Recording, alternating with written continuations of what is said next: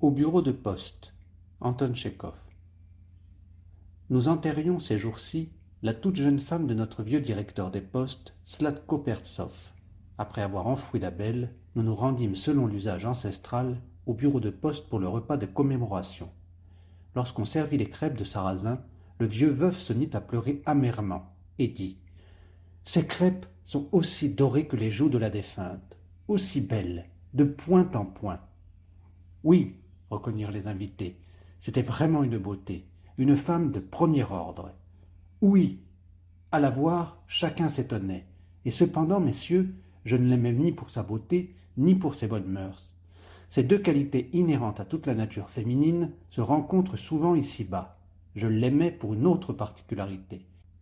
J'aimais au juste la défunte, Dieu et son âme, parce que, avec la vivacité et l'enjouement de son caractère, elle fut fidèle à son mari. Elle me fut fidèle bien qu'elle n'eût que 20 ans, et que j'aille en avoir bientôt 60. Elle me fut fidèle à moi, vieil homme. Le diacre, qui était du repas, exprima son doute par un grognement éloquent, suivi de tout. « Alors, lui dit le veuf, vous n'y croyez pas ?»« Ce n'est pas que je n'y crois pas, dit le diacre troublé. Mais les jeunes femmes maintenant aiment trop les...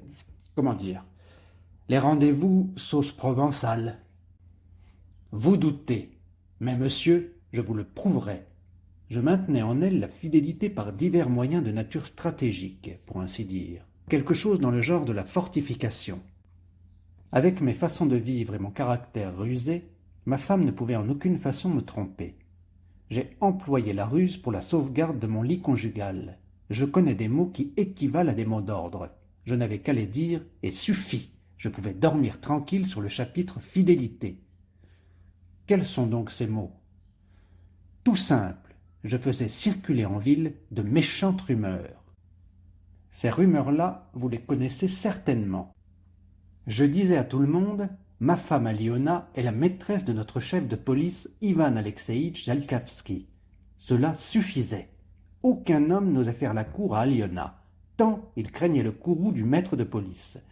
Lorsqu'un homme la voyait, il fuyait de peur que Zalkavski ne se fasse des idées.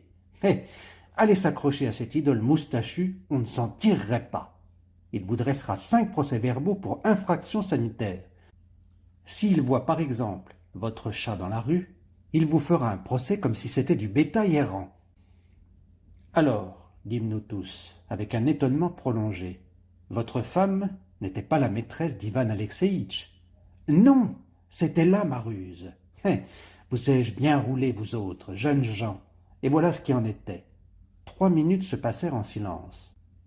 Nous nous taisions, car il était offensant et honteux pour nous d'avoir été dupés de façon si maligne par ce vieux bonhomme au nez rouge. « Eh bien, grommela le diacre, fasse Dieu que tu te remaries. »